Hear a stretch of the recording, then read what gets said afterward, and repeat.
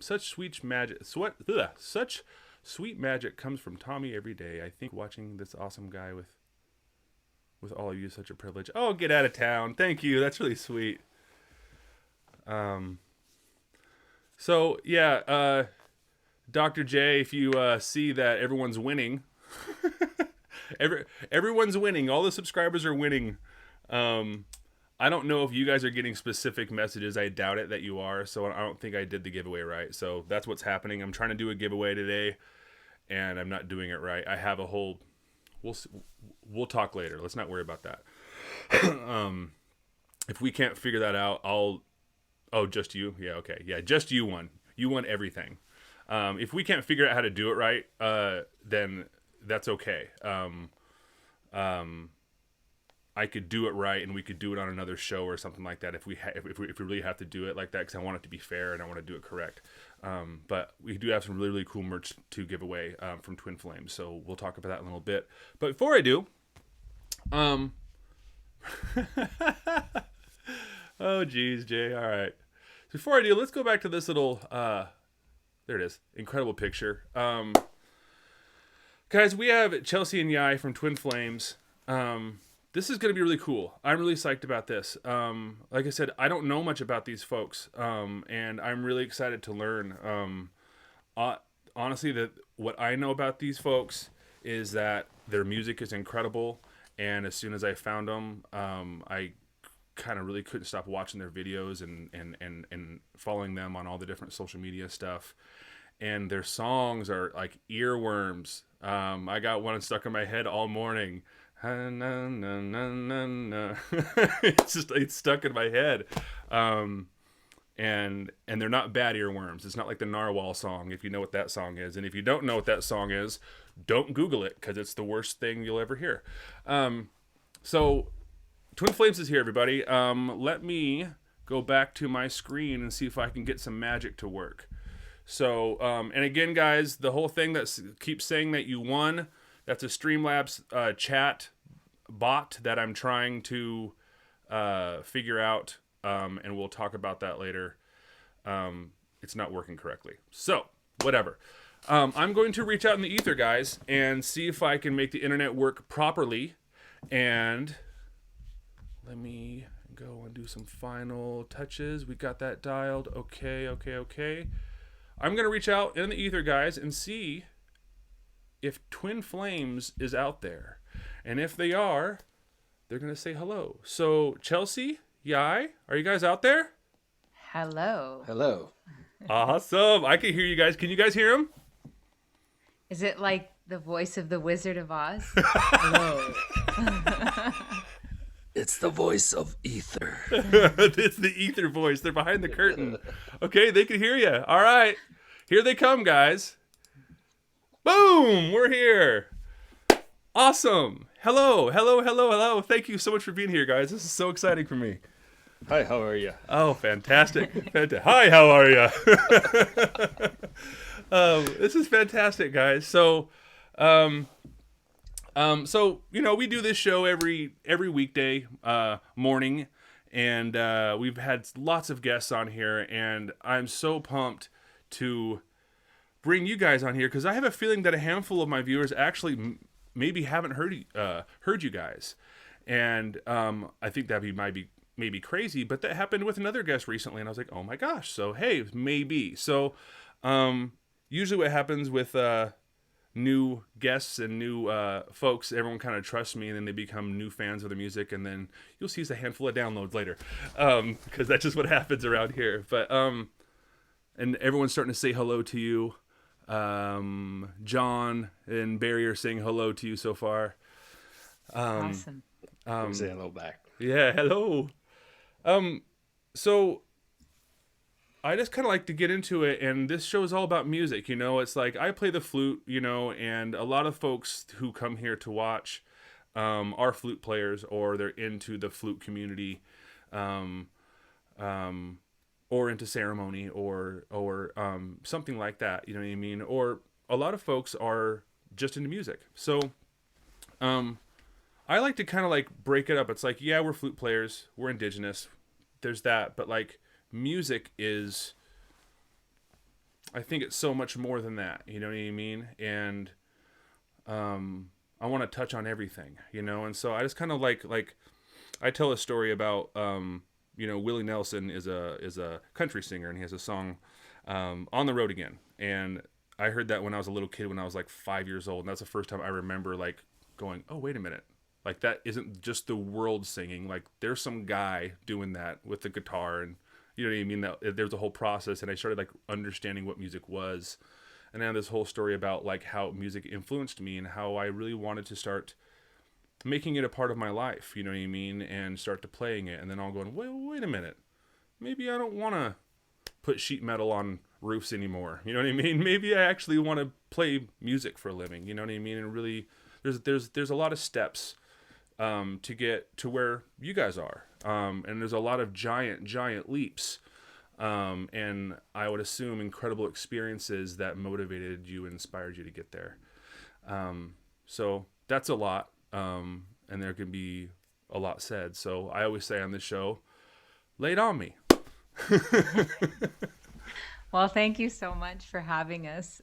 It's awesome. And hearing you play, it's just, you're incredibly talented, and that was so beautiful. So we really appreciate it, especially among fellow musicians. It's not always the nicest vibes when, you know, it's a very competitive industry, unfortunately. So this is a really beautiful thing that you're doing, and Chimigwich for having us on. Oh, thank you. You want to start? Yeah. I was just lost there for a minute in the ether. You want me to go first? Were you lagging? I was buffering.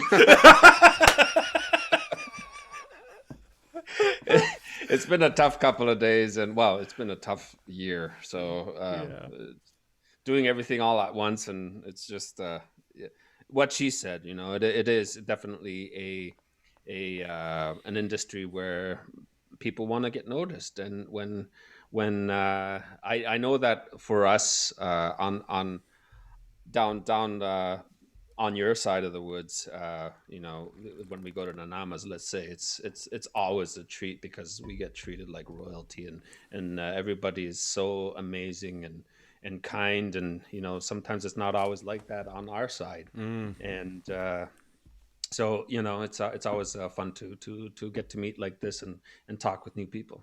Oh, wonderful. Okay, so I helped full circle him.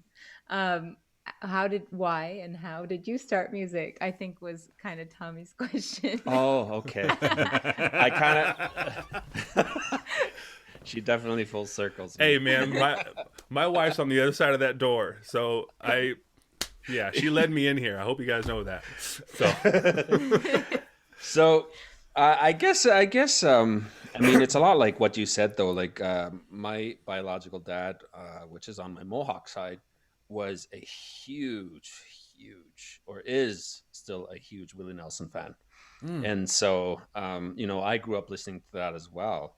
And you know, on our lone TV station, there was a TV show called On the Road Again, and it was what was his name? Fred Ronstadt or something like that. And he basically visited all across Canada, and that was the theme song to the thing. So I think that is kind of very inspirational, I guess, too, because you're listening to that and you're listening to a conversation from a musician that goes door to door and talk about Canadian realities. And I think a lot of that too is just basically having grown up around musicians my whole life. You know, on my adoptive side, being adopted by my grandparents on my Inuit side, my grandfather played guitar. My brother / uncles played guitar and wrote songs, and then on my biological dad's side, on the Mohawk side, every one of them were musicians as well. So when did let me go back to my screen. I'm sorry. When was the first time, like, what experience led you to the first time to picking up an instrument, and what instrument was that? You want to start? No, you just told your story, so you can Oh, continue. okay. So I think the first time I ever held an instrument, I think I was about 3 or 4. Um, my brother slash uncle was in a band, in a community band, and he was the lead guitarist. And I remember screaming at him because I wanted to hear myself while he was practicing on his giant amp, and I would start crying, and he would start pretending crying back at me, and just basically telling me to bugger off. Um, so that was the first time I held an instrument. I think obviously I didn't continue on from there. 7 years old, my bio dad buys me a small guitar. Uh, he tries to get me to practice. Unfortunately, I wanted to go out and chase butterflies. Um, it was too, the time that I had with him was about 3 months in the summer, and I just wanted to play outside. Yeah. So I didn't stick with it. And I think the first time I actually picked up a guitar for real to learn how to play, and this was, I'm going to date myself by doing this. I was 20 years old. YouTube was not even a thing. And I ended up having to look at photographs, magazines. I observed my grandfather playing guitar, seeing where he placed his fingers. And at that time, I had had my second child. I was a policeman. And in those 12 years I was a policeman, I had no time to play guitar. Yeah. I played for maybe 5, 6, 8 months, who knows. And then I dropped it for about 15 years. And again, dating myself. And that was 7, 8 years ago. Hmm. And ever since then, we've been doing this thing. Yeah. Wow. I think, like, for myself, I grew up with parents that were really just huge, huge music lovers, like on a level that I've rarely seen in other human beings. So I was just like totally immersed from such a young age. And my dad had these old teak speakers. They were huge. I think they were almost about 4 feet tall, and they were on opposite sides of our living room, and they would just blast the records, and it was all different kinds of music, mostly 70s music. I think that was like the reigning tracks, and Peter, Paul, and Mary, like Mm-hmm. leaving on a jet plane. And Mm-hmm. I I have so many memories, even of just sitting on like the shag carpet, with those big headphones on, like plugged into the stereo and listening and singing along. And like that was just such from such a young age that I developed that love for music. And I think a lot of musicians can relate to that, is that music massages our brain in a different way Mm-hmm. than people that are not musicians. And then so for me, music was always kind of like that release, or that escape, or that way to feel good. And so my grandparents had a piano. It's behind us there. I don't know if people can see it. I painted it white, but Oh yeah. Yeah. uh, Yeah. it's a great old piano. And so whenever we would go to their house, I would sit there with my grandfather, and he played, and he's actually missing two fingers.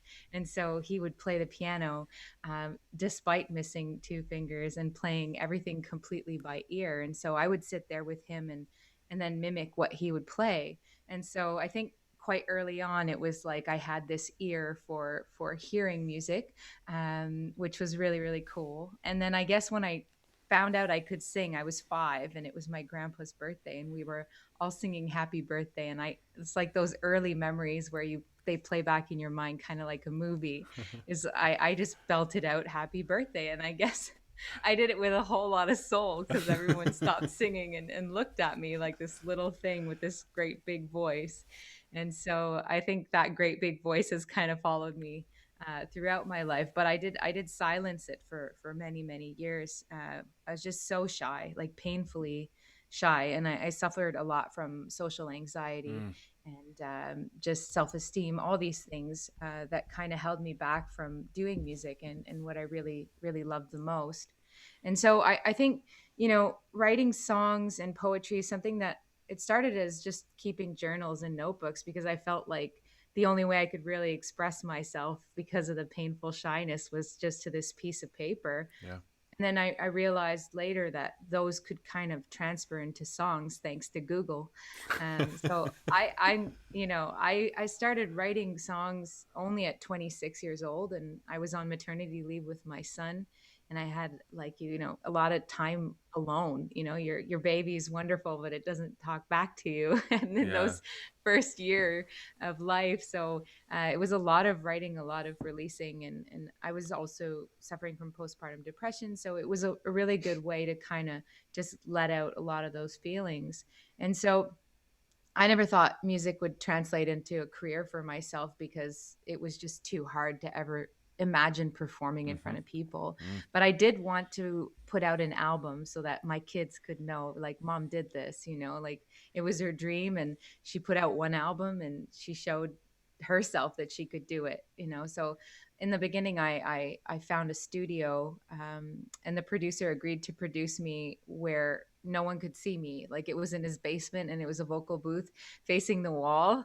And so I was able to just belt out my songs and not feel that extreme shyness. Yeah. Yeah. And Yeah. that got, yeah. And I guess that album got picked up by, an industry rep in the area where we live. And they offered me a release show, like fully funded, and media and all kinds of stuff. And I was just like, I don't think I can do this. Like, I just wanted the CD to show my kids that I could do it. Yeah.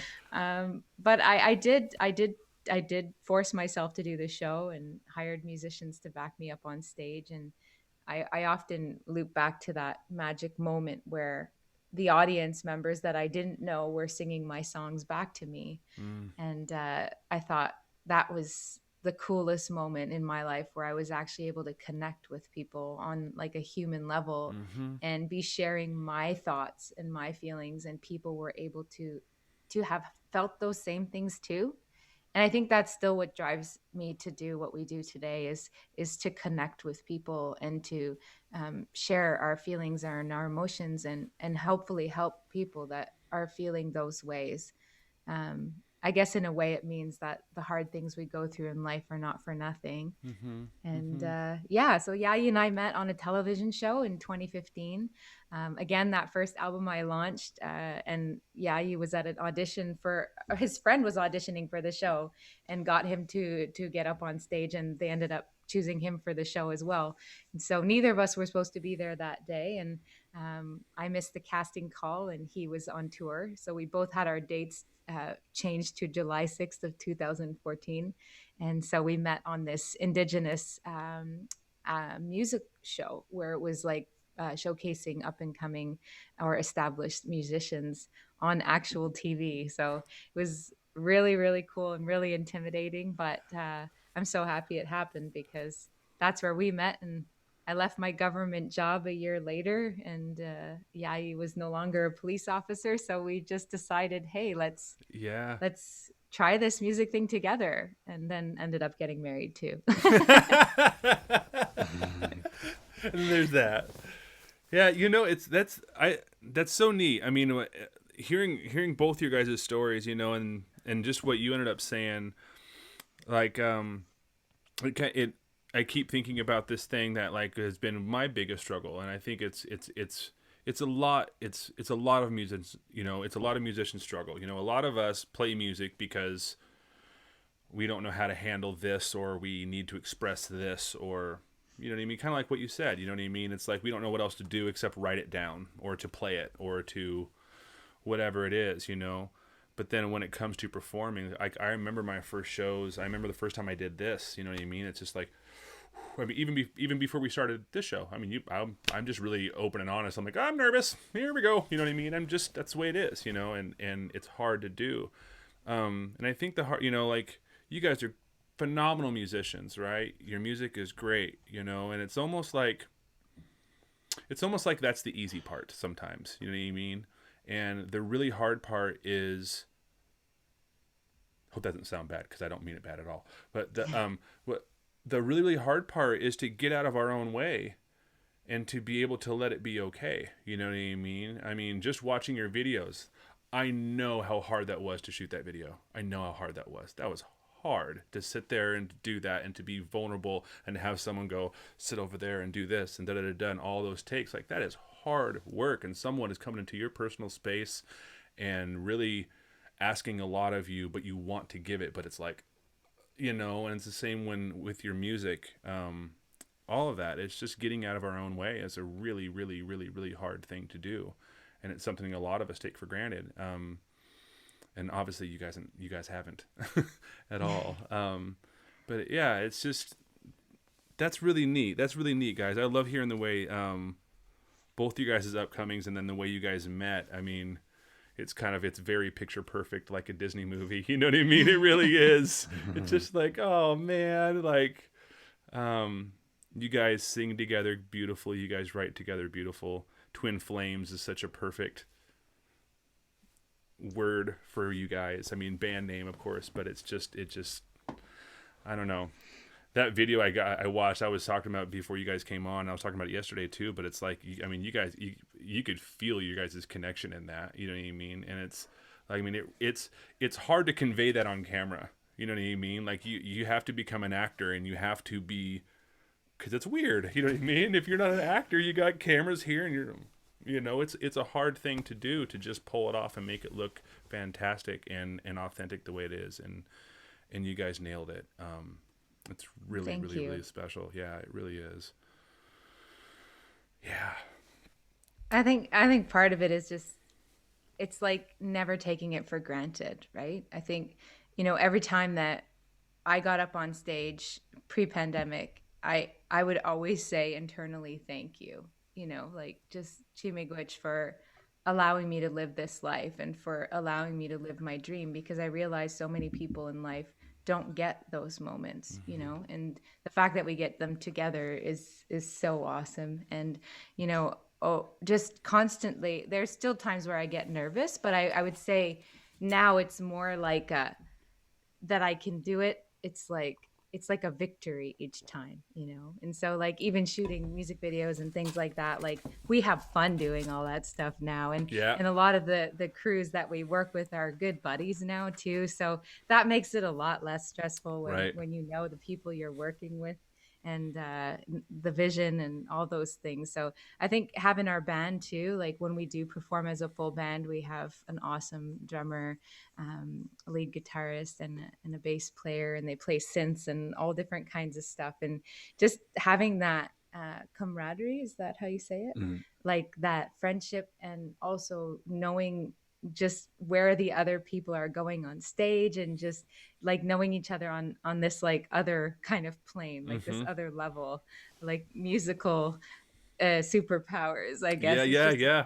It's so fun. Yeah. And it's the same when we first started writing together. It was just like, like so frustrating. It's like, because you have like all the different, my dad always tells me this, that we have all the different books in our life. And so we have the book where it's us as a couple, and then we have the book where it's us as a parents, and then we have a book where we are business owners, and then we have the book where we are musicians, and then the book where we're songwriters. And so it's like keeping all of those separate. Like in the beginning, we would get so frustrated trying to write together, and then it's like when you walk away from it, you can't be mad like in your couple. It's just kind of like, oh shit, well that song didn't work the way we wanted it to that day. Right. So far, we have one S-bomb. Just putting it out there. Oh, that's plenty. You guys are there. No, there's no rules on this show. There's no rules on this show. Okay, No, good. there's no rules on this show. We can say Swear whatever like we a want. sailor. No, that's okay. Me too. No, we can say whatever we want on this show. That's so. Now, you guys use a lot of Indigenous language in your music. I know you play flutes and there's drums and stuff like that. Was that always the focus? Was that always the goal? I mean, so where I'm coming from here, so my family's Nimipu from Colville, from Chief Joseph's band, right? So we're Nez Perce is the way that's better known, and that language, Nimipu Timpt, there's about 150 people left on the planet that could actually speak it, and they're elders and they're almost gone. And there's a whole language revitalization program trying to bring it back, but it's, there's not much funding for it, and it's just not really there. So there's very, very, very little people that speak that language anymore. And so, when did that? I mean, obviously we're indigenous, so it's like it started from when you were born. But I mean, as far as like bringing that into the music, you know what I mean? That's not something that you hear very often. You know what I mean? It's starting to be more and more. You start to hear it. I guess I'm hearing it more these days. You guys being one of the main focuses of hearing that, and it's like that used to be all we heard on this land, right? You know what I mean? That language, or many languages, and many ceremony songs of all sorts of different tribes and traditions and things like that. So just kind of tell me about that. Like, I mean, because I think that's a really unique part about you guys. I mean, it's a part of your heritage, it's a part of your culture. But I mean, what languages are you bringing into your music?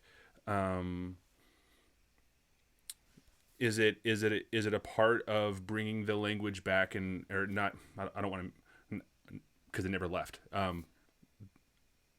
Bringing a more full focus, like, you know what I mean? Because, you know, here in the land that we're in, we've kind of been like indoctrined, like there's just these handful of languages and this is what it is. And, you know, it's like there's English and there's Spanish and that's kind of it. And then there's French, you know what I mean, up there. And, you know, and that's kind of what those are like the pots, you know what I mean? But there's so many languages across this land. There has been for thousands and thousands of years.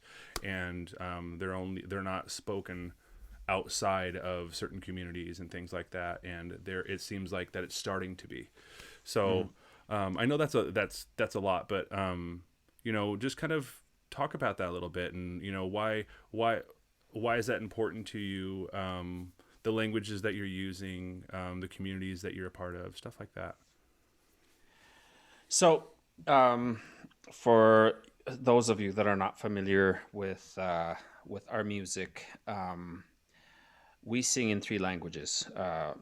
You know, I am Inuk, which is plural for Inuit, and Inuit is another term more used. The term used in the States would be Eskimo. So we're from the land of igloos and polar bears, so to speak. For real, though. For real. For real, though. A lot of people think Canada is igloos and polar bears. Yeah, but it's yeah. like the real north is where Yai's from. Right. So my mother tongue, which is my biological mother's language, is of that. Inuktitut is the term.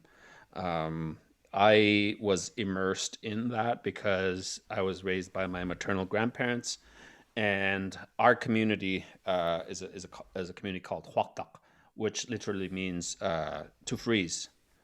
Oh, wow. Other stories say it's a bug, but when you say Huaktak, it means to freeze.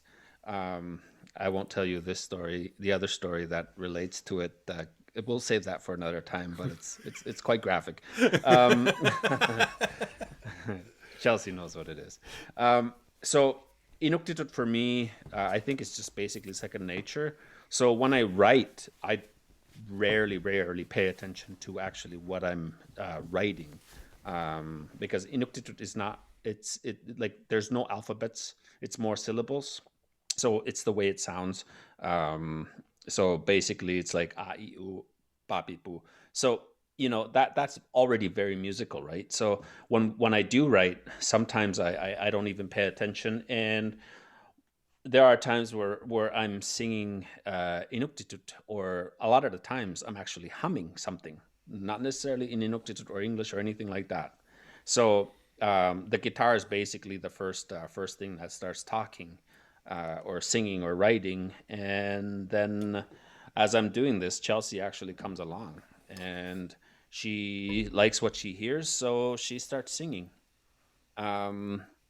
So basically, in this moment, we're actually singing about the same thing, but in different languages, which is really cool. Again, rewinding to, I rarely pay attention to language, even though it is something that in our culture, it is such a privilege to be able to continue to speak our language. I personally say that when music is involved, there is no language, there is no culture, there's no politics. Even though we are part of a lot of some of the revitalization programs within the Arctic sector, and now, with the rest of the world, we have been asked to do certain things, and we happen to end up being the 2019 Artists in Residence, paired up with the UNESCO, and our song "Human" ended up being the official song for the year of Indigenous Languages. So that was quite an honor. But it's something that it doesn't matter who you are or where you come from. If you are able to communicate, and whatever means of communication you are born into or given, that's how I see life. I just happen to speak three languages, and I find it so important that, especially now, and I hope that your tribe, or your reserve and your community is going to be able to pass on the knowledge of your elders to the younger ones, so that it continues to exist. Because even in our culture, in Inuit culture, some of the dialects have died. A lot of our youth are no longer finding it cool to speak the traditional language. Yep. And I think the MTV and the hip hop culture, or what have you, has really changed that, among a lot of the Inuit and Indigenous reserves, where they just basically are gangstering through Yep. life, and Yep. and I find that truly sad. Nothing against the culture itself, the pop culture. It's just the people that choose to decide to adopt that way of life, Yeah. and it really does, unfortunately, hinder that community. Yep. There's a lot of that going on, on the reservations down here too. I mean, a lot of that, and then there's the intertribal politics. You know what I mean? My family is a part of a reservation with 12 other tribes, and my family was the last tribe to land, and they weren't wanted there, at all. So yeah, that's a very, very, very weird thing, and it's a hard thing to teach to help folks get out of that stuff. You know what I mean? Kids, we need both parents. You know what I mean? It's a really hard thing. There's a lot of broken families too, and it's just, I mean, it keeps going and going, and you know. But that's, that enlightened me. I mean, I only speak English. You know what I mean? I know a little bit here and there of this and that. You know what I mean? I probably know more Lakota than I do Nez Perce language, just because that's the ceremony I grew up in. But it's just second nature to you. You know what I mean? So it's like me, if I ever, I sing sometimes on the show, you know what I mean? And sometimes I'll sing songs of mine or some old song I just want to cover or whatever. But if I'm usually just chanting and singing things that I would sing inside of the sweat lodge or something like that. And it's just words, and they're not even words. They're just like, things. I'm saying hey and ha and way and whatever I say, you know what I mean? I'm just saying, I'm just singing, you know what I mean? But I don't know any other languages. And it's really... Where it does get important, though, is like I get it. Like it's there are a lot of things that have happened since colonization, and I mean all of us are affected by it in ways where we wouldn't even exist if colonization didn't happen. This is for me. I'm speaking Sure. for myself. Sure. I mean, I have ancestors that sailed from France. Yeah. But I think at the same time, unfortunately, there are certain things with colonization. Language was taken away, and this is where it is obviously very important to keep it going, because we get to say, okay, you took away my language, I want it back, and this is where it's very, very important for that alone. The communication obviously is there. And I think one of the things that we do say, because a lot of our people, unfortunately, lateral violence that happens where one will say to the next, if all of a sudden the person is not speaking it properly, and the ridicule that happens after that, this is not in our culture. It is from the colonial, I guess, happenings that has caused a lot of this hate that ends up happening. And so they will end up saying, you are not Inuk, or you are not Indigenous because you don't speak the language. Mm-hmm. And that's one of the most hurtful things you can say to another person. Because like for me, if I decide, okay, I'm gonna go out and learn Spanish, doesn't mean I become Spanish. Right. It is always going to be a privilege.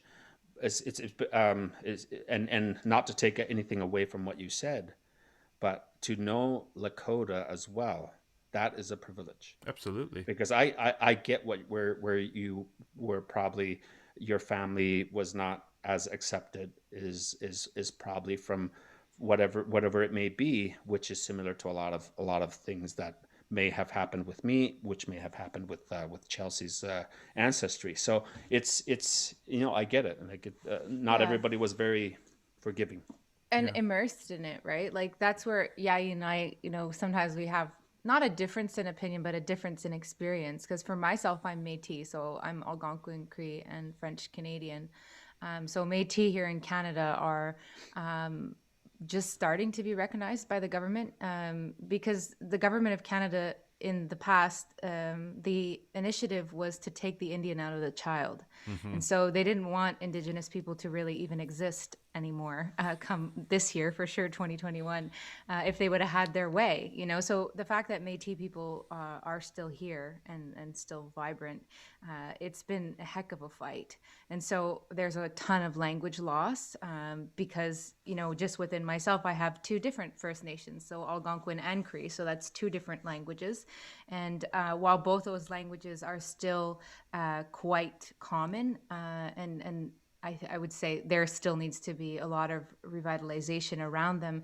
As a Métis person, well, my family hid the fact that they were Indigenous for many generations, because they were fair skinned and they could get away with it. Mm-hmm. My grandmother tells stories of, they weren't allowed to live on a reservation because they were not full enough. And they were not allowed to live in the French Catholic community because they were considered half-breeds. Mm-hmm. And so every time her and her sisters would have to go into town, well, they'd be called savages and the townspeople would throw rocks at them. So they had to live racism, but they never belonged in either world. Right. And so many Métis people chose to hide.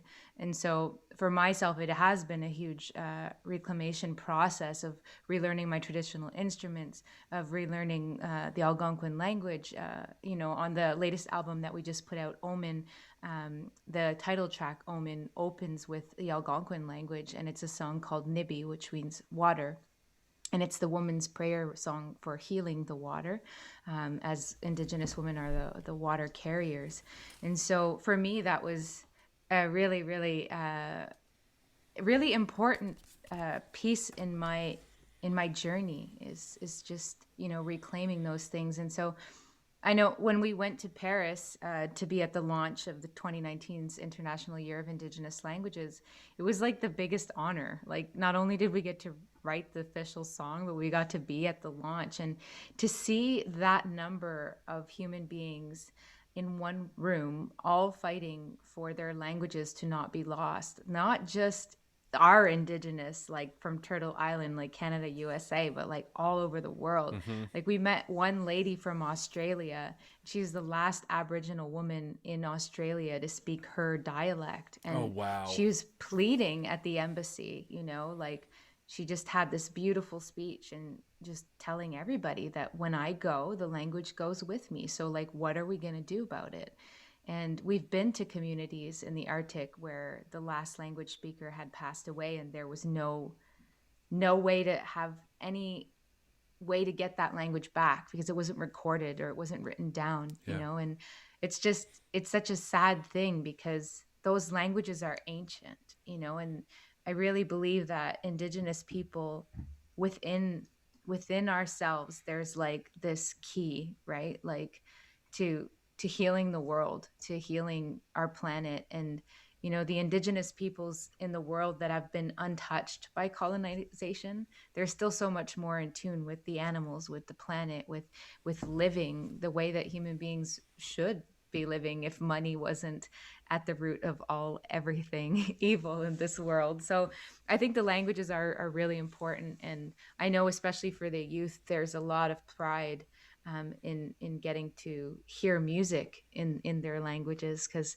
whenever we tour in the Arctic, and I don't speak Inuktitut, but I'm able to sing in Inuktitut, which is really cool for the kids to see, because it's kind of like, I've had some say to me like, how do you speak Inuktitut, like you're not Inuit? And it's like, well, music helps our brains learn a little differently Mm-hmm. than, just reading from a book or hearing an audio tape. It's coming in there on a different level. And so, like Yayi had mentioned, they're using our songs now, well, the songs that Yayi had written in Inuktitut, to help with language nest programs, where these kids get to be immersed in the language while they're at school all day, and learn through music as well. So I think it's always an honor and a privilege, and it's a really important thing.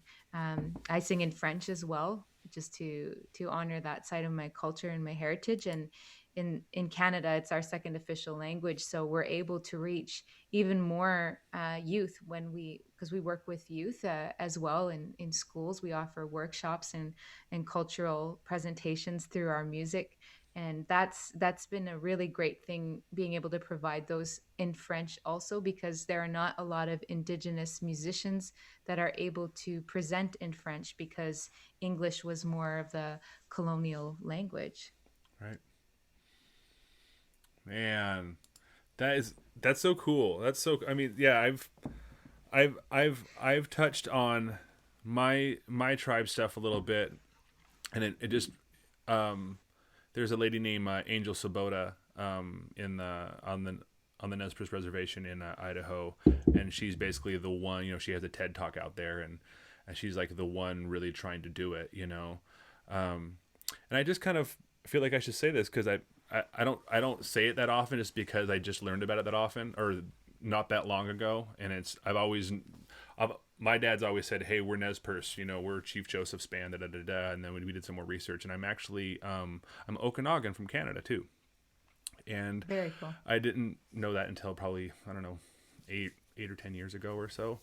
And I've tried to connect with those folks up there too, but I can't direct the lineage to find out, because there's Okanagans everywhere up there. You know what I mean? So I can't find where to go. And I guess, I mean, there was a chief up there too, I guess, Chief Salvaket or something like that, and he traded with my Scottish great grandfather up there, and blah blah blah. Here I am, but all that kind of stuff. So I'd love to learn more about that, and it's exciting to, because I mean, in the States, I mean, we barely, I mean, I'm sure you're aware to some point, what we're taught about natives in school and stuff like that is very, it's just like the Christopher Columbus story, you know what I mean? And that's just kind of what it is. And there you go.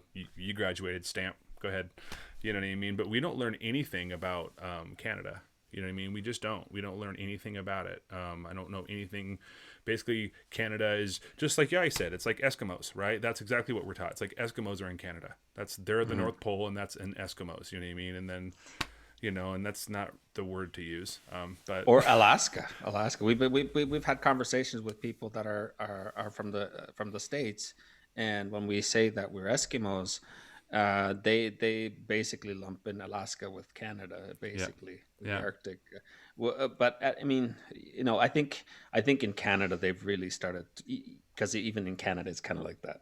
Yeah. They don't really know where what is, and kind of being stuck in a little cubicle kind of deal. But I think that with the Ottawa Catholic school boards here in the city, I know that they've really, really started to try and say sorry by bringing in Indigenous culture into their school curriculum, which is amazing. And we've been a part of that as well, where, like Chelsea said, we go into schools and we talk about our cultures. We sing in between, and basically telling stories with what or why we decided to sing that song or write that song, and it kind of ties into the cultural aspect of our being. So yeah, it's I mean, we have baby steps, but we know that it's being done, and we hope that eventually it will follow suit with the rest of the world, kind of deal. Yeah, this is cool. I mean, we have a lot of folks commenting, you know what I mean? Everyone, kind of sharing similar stuff, you know what I mean? A lot of folks have some indigenous blood in their, in their family, and it was either having to be hidden, you know what I mean, or they were made fun of, you know what I mean?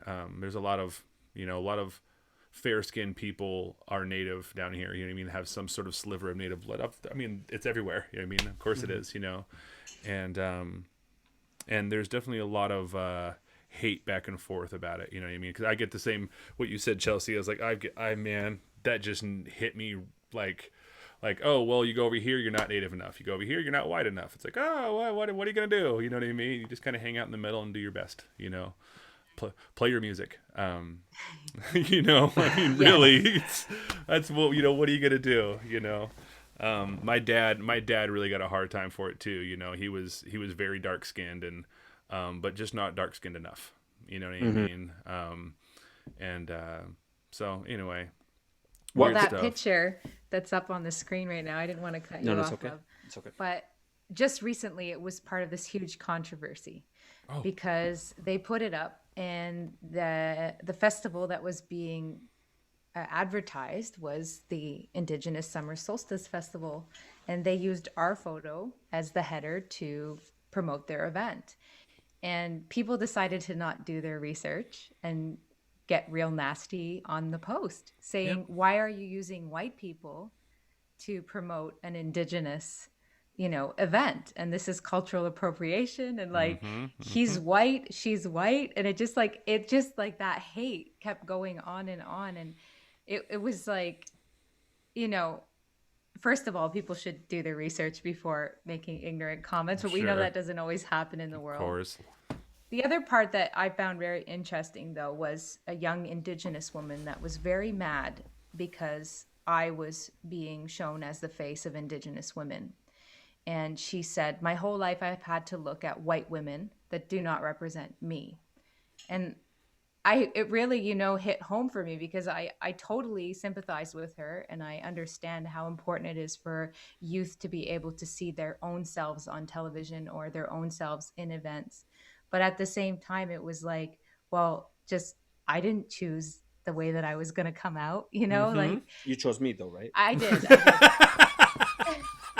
So I just think like it's such a touchy subject, right? Because the reality is so many people are hurting in the world, right? Who is not without hurt, who is not without trauma of some kind. And it's like, it's a really sticky situation right now with cultural appropriation, especially here in Canada. Like it's very much at the forefront, and even within our Indigenous groups, because up here in Canada, the way the government is structured is that we have that big word Indigenous, which I guess in the States would equal to Native American. And then underneath that, we have three groups. We have Inuit, which are in the high Arctic, which are also known in the States as Eskimo. And then we have the First Nations, which live all across Canada, but there are like thousands of different tribes. And then we also have the Metis, which live mostly in Western Canada, a direct lineage with Louis Riel, which, anyways, it gets very historically complicated because the Métis from the West don't acknowledge that Métis elsewhere in Canada exist. And so it's like, it's just, and it's like, if we could just get along more within our groups, then we would be able to fight the things that the government forces upon us a whole lot better. Right. But it's a process, right? Yeah. And this is where I rewind back to what I said earlier, where I try not to pay too much attention to certain things. If you really like, the way I describe it is when you say the word Inuk or Inuit is plural to Inuk, it is saying human. Same with Anishinaabe. Anishinaabe is one of the terms used on this part of the woods here. It means people. It means human. And once upon a time, people were living by the shore. They were the water people. They were the sea people, the fishermen. And then there was people that were inland, so they were the farmers. and then the mountain people because they lived up in the hills. Mm-hmm. And so it wasn't until Columbus took the wrong turn and ended up in the wrong place, and thought he was in India and started calling people Indian, and so people were already used to being, okay, you're not this, you're not that, and you're confined to a certain relegation because of colonialism. But before that, we were all human beings. There was no color, no religion, no politics. Mm-hmm. You know, when I say inuvunga, I'm saying I am human. Inuvunga, I am saying I am people. Inuvunga, and this is the most important thing. When I say inuvunga or inuyunga, I'm actually saying I'm alive.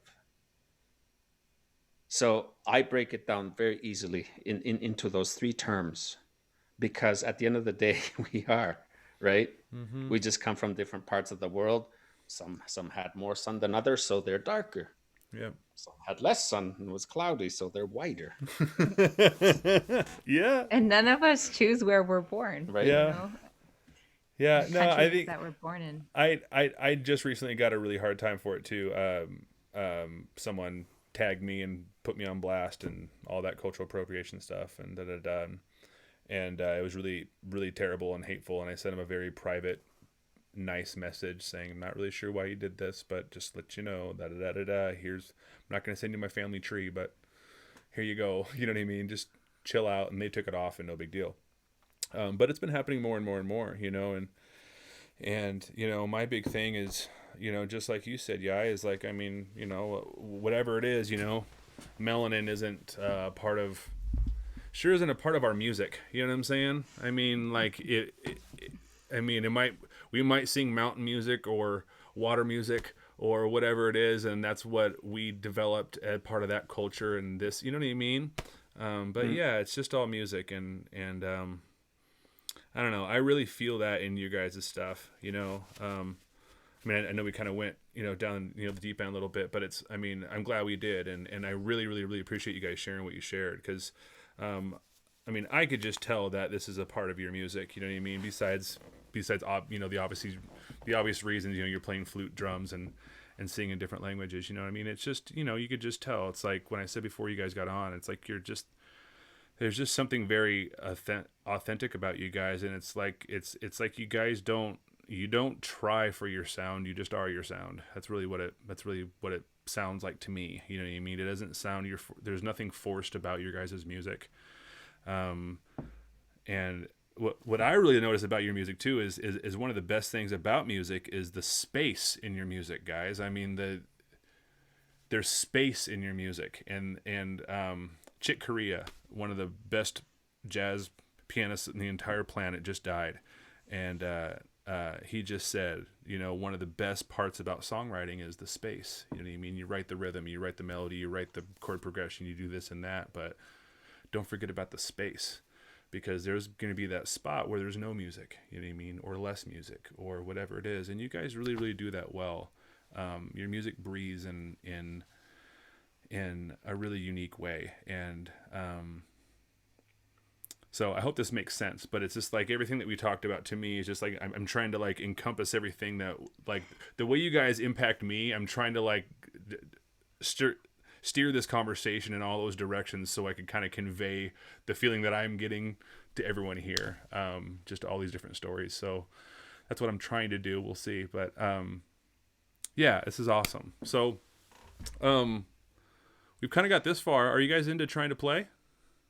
Sure. Yeah. Well, we'll just have to do some switching around, and yeah, it's just basically switching from our interface to our mixer board where everything is hooked up. Okay. Switching cameras. And switching cameras, yeah. Okay, you know what? Why don't you guys do that real quick, and I will try to see if I could do a quick raffle thing. I don't know if it works or not, but we'll give you guys a quick 3-5 minute break or whatever. Cool. Okay. All right, guys, I'm going to try something. So first of all, this is awesome. We can still hear them moving around in the background. Don't worry about that. We're partying here. Let me see here. I did this. Let's see.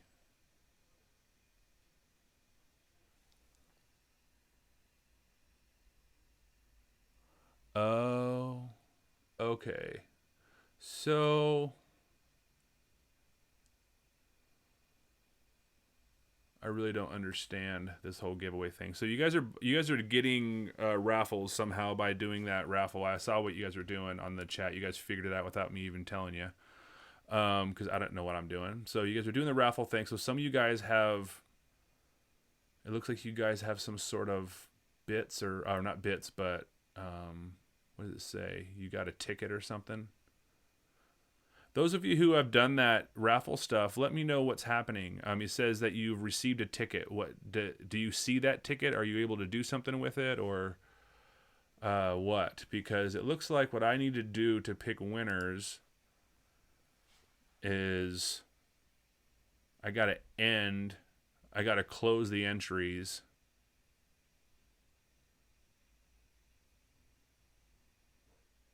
Yeah, I'd have to close it.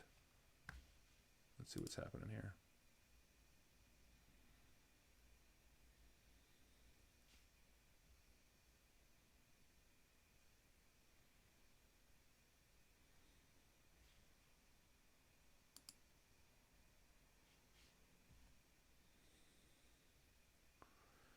Not sure.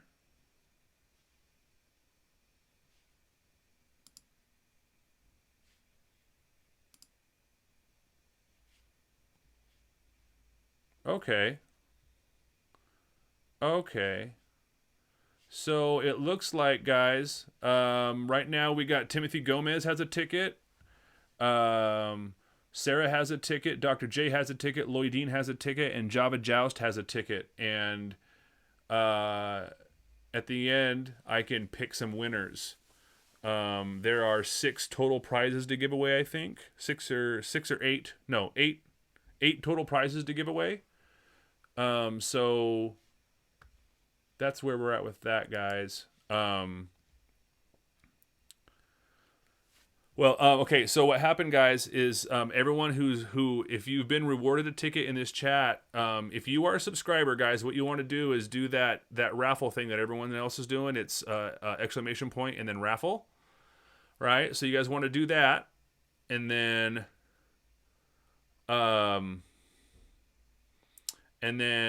it'll tell you that you got a ticket. See what Lloydine did, Dustin? It's you do exclamation point and then you hit and then you type raffle, and then that should give you a ticket. Yep. Okay. So Barry has a ticket. Okay. So hopefully this will work, guys. If it doesn't work, I apologize, and we'll get it figured out on Monday, and we'll make sure that everyone does this right, or But what's going to happen is if it does do it right, then it's going to pick the winners, and then we're going to go and we're going to spin a wheel, and we're going to do stuff. And there's that. So we'll figure this out, guys. Just just roll with me, guys. Just roll with me. We'll do the best we can. If you are a subscriber, just do the exclamation point raffle and you'll get a ticket. And then at the end, we're going to pick winners and stuff like that. So there's that. You always win, Helen. You are definitely always the winner for being here, and I appreciate you all the time. Holy moly, look at their setup. This is looking cool. You guys can't see it yet, but it is looking cool. Wow. Look at this. Hey. Wow, look at this. Can you hear us? Yes, I can. You got a delay going. We're gonna mute that. Once we're ready, we can just say we're going, and then I'll mute the playback. Okay. Yeah. So far, you're definitely coming in stereo. All right. Are we still getting a delay? Yes. Great stage, by the way. Wow. All right. So we got it muted now. Is there still a delay? Still there. Still delay.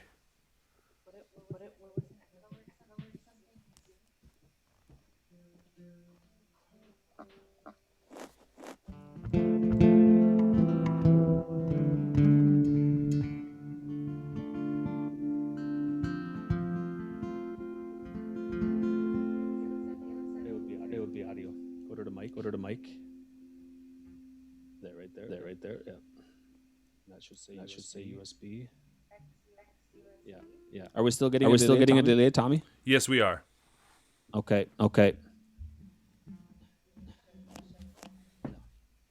Guys, we're just figuring things out. They'll be on the screen soon. Technology, right?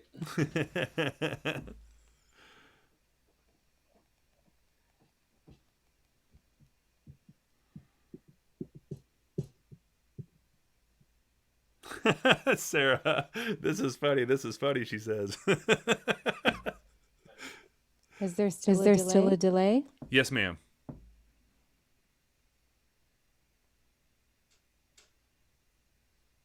There's still a delay? Yes, ma'am.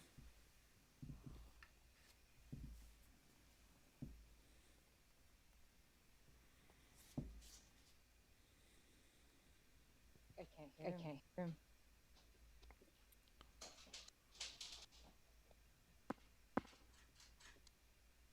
All right. How about now? Are we okay? There is still a delay, unfortunately. I don't know what that is. Okay. We can.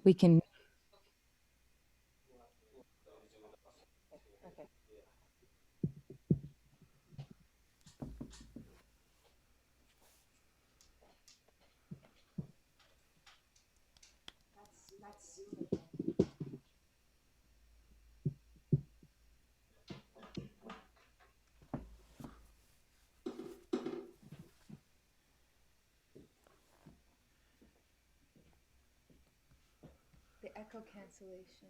Yeah, I turned it off. Ooh, I think you fixed it. Okay, so change of plans. Okay.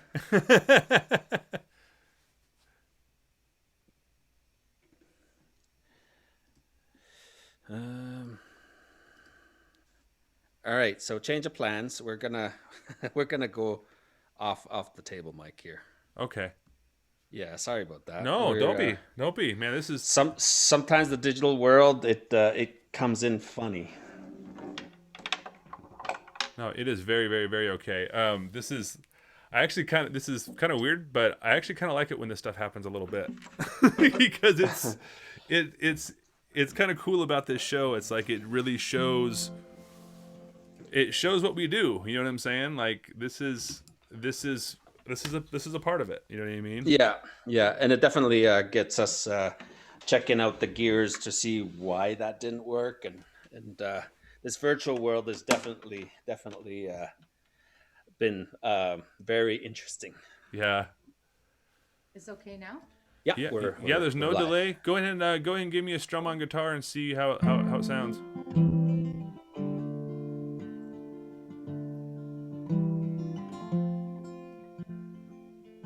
So, little tidbit on this guy here is actually from Oregon.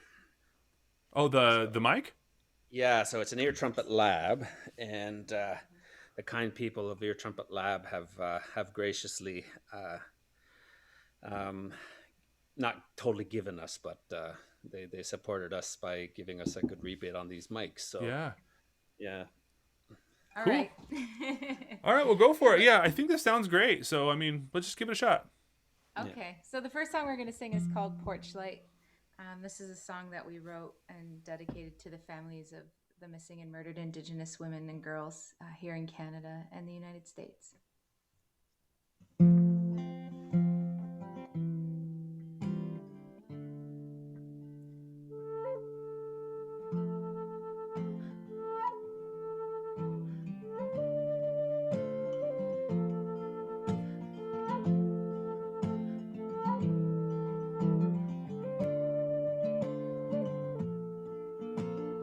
I leave the porch light on just in case, hoping that door swings and I see your face, and I will even while, And I keep your photograph to this day, wishing and hoping that you're okay, and I'm missing you now.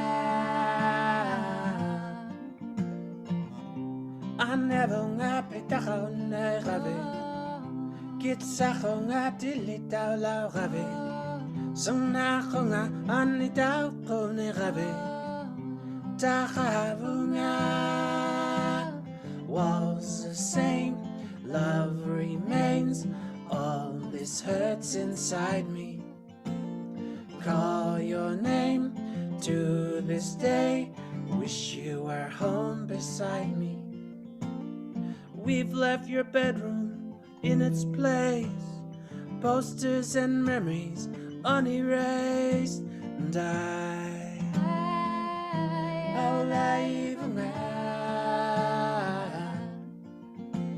standing in a doorway, I hold back my tears. Seem just like yesterday, although it's been years. And I'm missing you now. I never nga pitaka na gabi. Kitsa ko nga tilitaw lao gabi. Sona ko nga anitaw ko ni gabi. Takabunga was the same. Love remains. All this hurts inside me. Call your name to this day. Wish you were home beside me.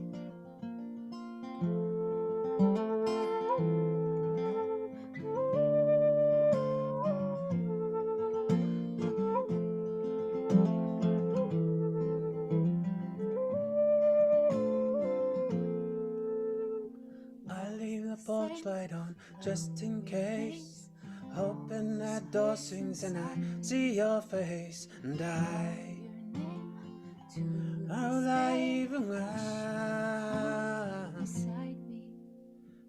leave the porch light on just in case, hoping that door swings and I see your face. And I'll leave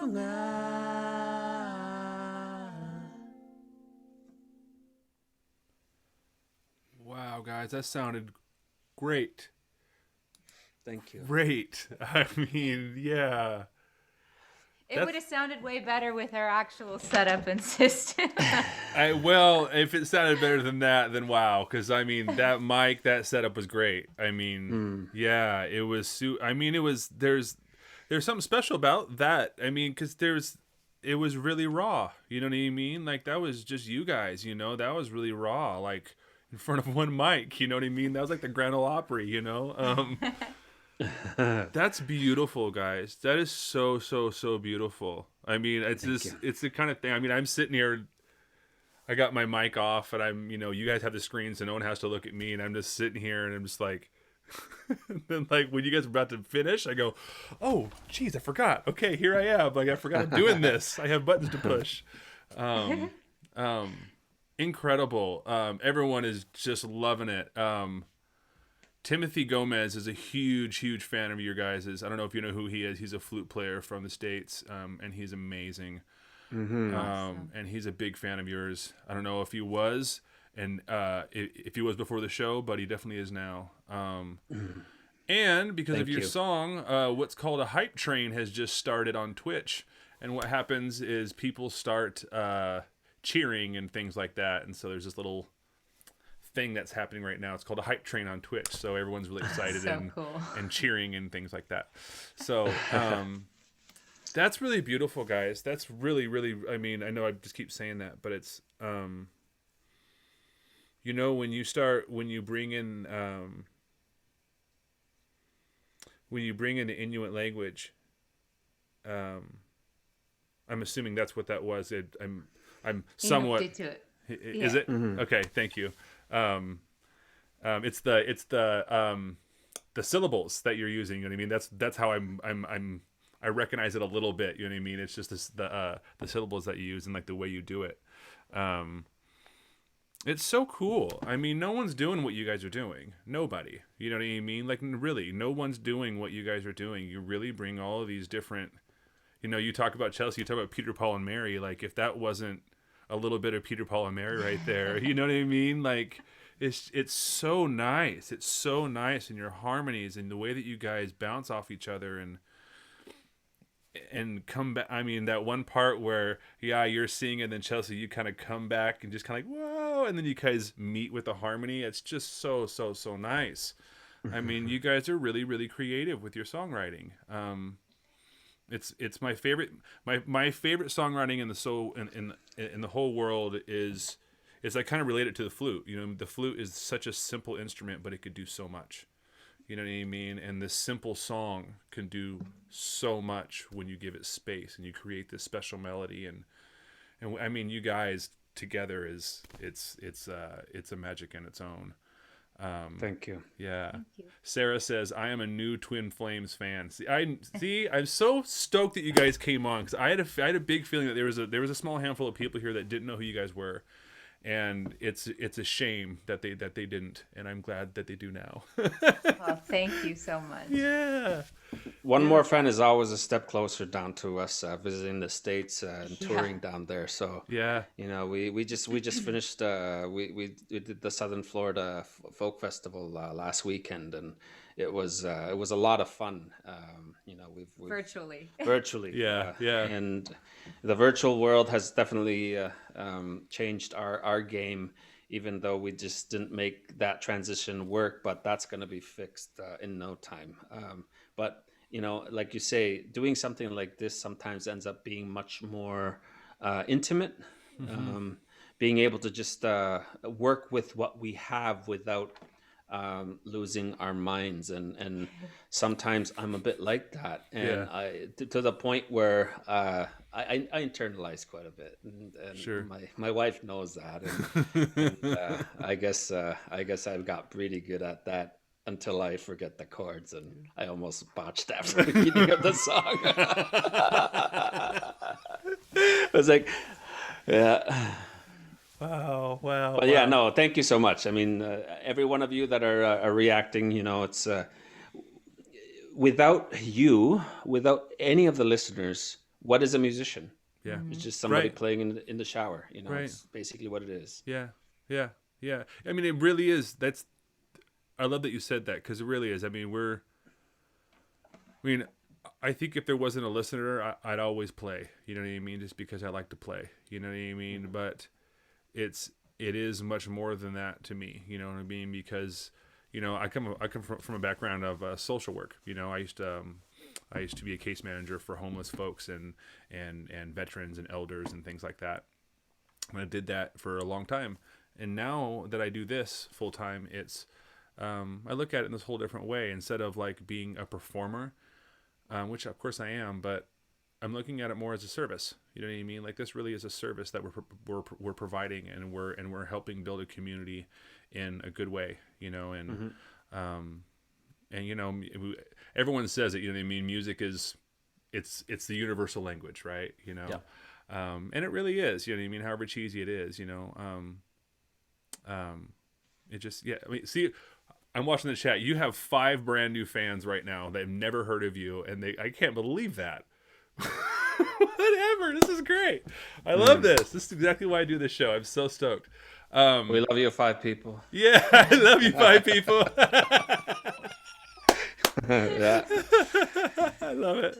I mean, it's like you say. I mean, you know, if you are familiar, I'm sure you are, because it's obviously from the States. But Family Guy or Simpsons, you know, there's a couple episodes where they're just walking about with soundtrack, right? Because music is just that. You know, we can all relate to any kind of song, and Chelsea kind of talked about it earlier. You know, she's talking about Peter, Paul, and Mary. You know, I listened to Peter, Paul, and Mary quite often when I was young as well, and Paul Simon was one of my favorite folk artists. Yeah, you know? yeah. It's just like adding those extra traditional elements that he did on one of his like his Graceland album. You know, he had basically the whole African continent in his music, and you know that was truly something that was so inspirational. And I think that we kind of, on our second album, which is the Signal Fire album, we paid quite an ode to world music in that one.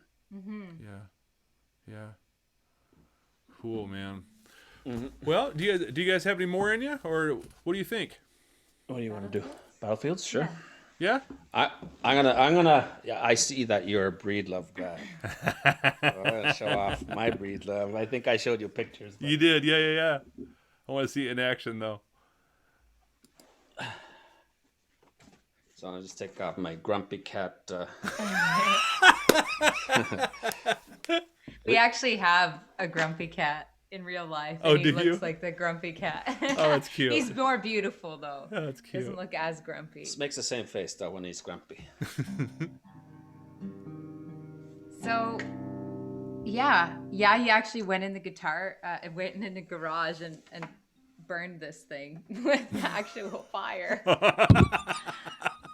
I was very stressed about it. Sorry, folks. I was trying to show the mic, and the mic's not even a camera. So I torched it. It was literally on fire. And then I got one of those 500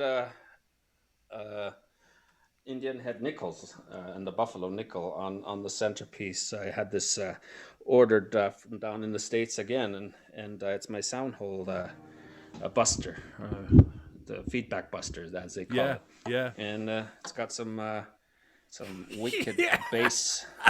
Oh, that's so cool. Oh, that's so rock and roll. It used to be a 12-string, and I turned it into a 6-string with 72s on there, so it's got that really deep sound. Yeah. For deep emotions. Oh, that is, man, that is so punk rock, man. That's exactly what I used to do. I mean, just that kind of stuff, man. Just hot rodding a guitar like that. That's awesome. I love it. All right, they say bring on twin flames. Everyone's all stoked. right. This is called Battlefields, and it's off our new album called Omen, and that's available everywhere.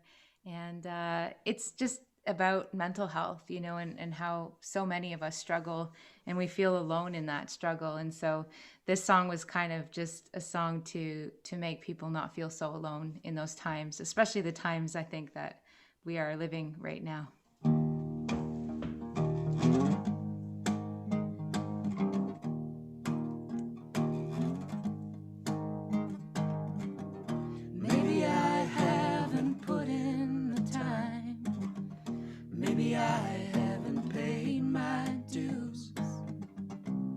This life full of deception, which reflection is true?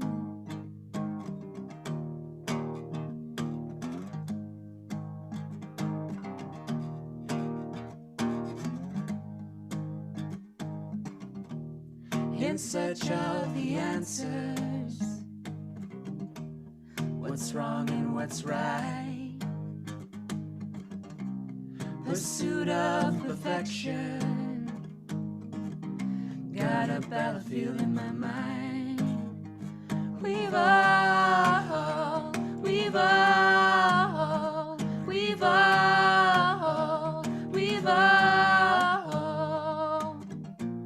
I'm trying to lead a good life.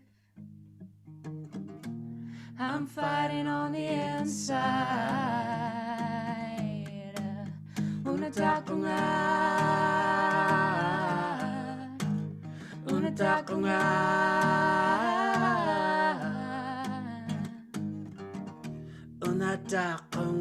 kakitagani. Unata ko nga isumagani. Unata ko nga darnegani. Unata ko nga umatigani.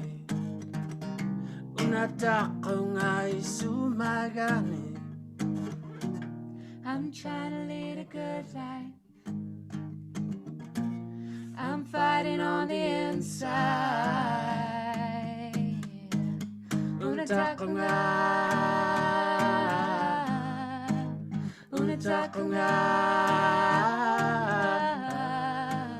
isumagani.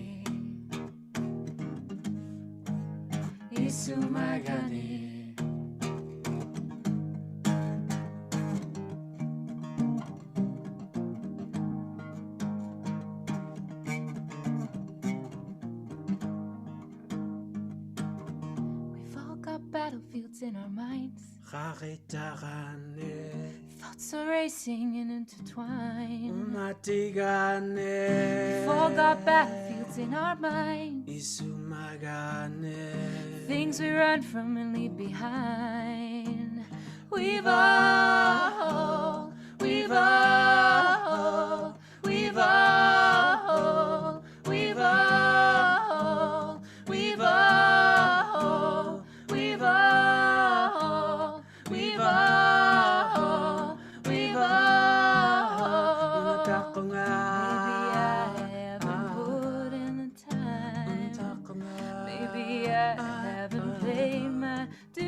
This life of deception, which reflection is true. We've all got our battlefields. Thank you. Wow. Wow. Gosh, guys. It's so good. This is the first this is the first singing thing I've really had on the show. I had one other guy sing a song, but this is the first like harmony thing that we've had here. I mean, nobody even really chatted the whole time, and I'm positive, and now that it's done and the chat's blowing up, I mean, everyone just sat back and watched and listened. One lady, Terry, said that she had your music on blast, and 4 deer just came to visit, and there's 4 deer hanging out in her yard right now. That is so cool. Yeah. My family name is actually Deer. Is it? How cool! It is. Of course Yeah. it is. My biological name is Sunchild Deer Ukpik, which is a snowy owl, which is pretty sacred to myself as well. Yeah. Wow. How cool is that? Yeah, so it's thank you so much. Thank you for the love. Yeah. I think my wife is picking up my guitar strap, which is the snowy owl. Oh wow! Holy smokes! That is made from a seal, like seal skin. Okay. Wow. Yeah. When you were talking about the narwhal song, I wanted to say earlier, you know what? Like narwhal meat or skin is one of my favorite things to eat. Oh. Never had it. It's quite crunchy. Yeah.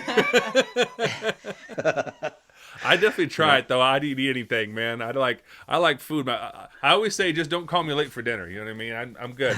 I'll eat. Guys, this has been really fantastic. I mean, incredible. I mean, I say it just about any time someone comes on. You know what I mean? And I hope it starts to.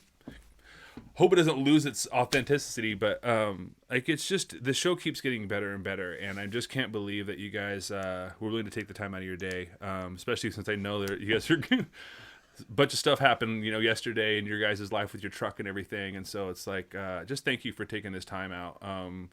I know you got some good some new fans out of it, absolutely, and I'm just so honored that when someone plays music, that's a vulnerable place, you know what I mean? Here we are on Zoom, you know what I mean? This funny way of doing it, and you guys are sitting here doing it the way that you're doing it. And it's just thank you. Just thank you for playing. Thank you for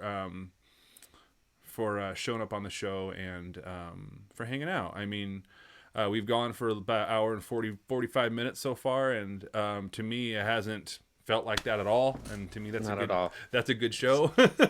Especially when we go down the rabbit hole. Yeah, and we did, and I love it, man. I just love it. I asked those questions because I just felt like it was relevant. I never talk about politics on the show. That's not what the show's about, and I don't think that we did talk about politics.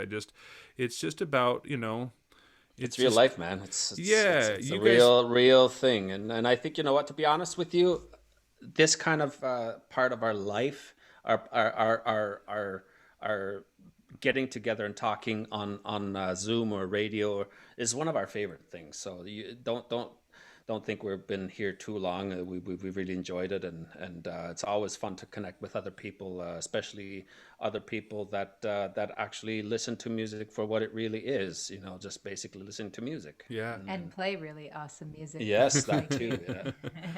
I fell in love with your the finish on your breed love, by the way. Oh, myrtle wood. It's myrtle wood. Yeah, they've been doing that for a couple of years now, and it's pretty cool. That's so cool. Yeah. And your flute too. It matched. It Yeah. almost matches your I do. guitar. Yeah, I have a myrtle wood flute also.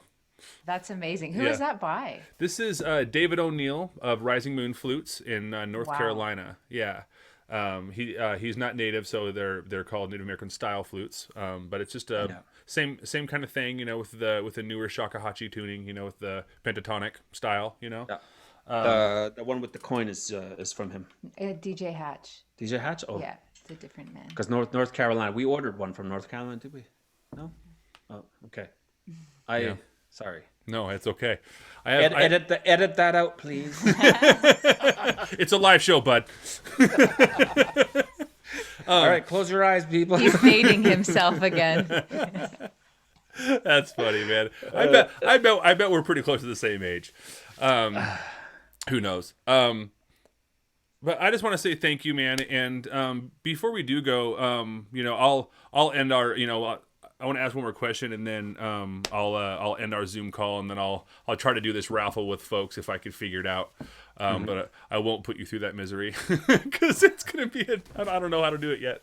But I just kind of wanted to say, what's next for you guys before you go? What's next? You know what I mean? I know everything's virtual right now, and Canada has different rules than the States, and COVID and things and blah, blah, blah, blah, blah. So, I mean, what's next? You guys just put out a new video, you guys a new album, but I mean, what's next?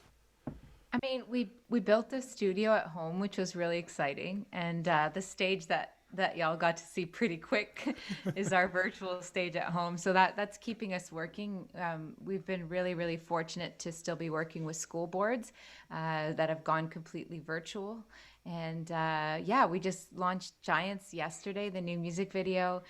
We're going to be getting to writing again. I think, we're just going to take this time to spend time with our kids and continuously nurture our family and our business, and just hope that there's another side to this, where our tours they've all been postponed. So we were going to have a really big 2020. So hopefully a lot of those venues will survive this, and we'll be able to come back and do more shows, especially stateside. Like, we'd love to get down to the States and do more down there. Yeah.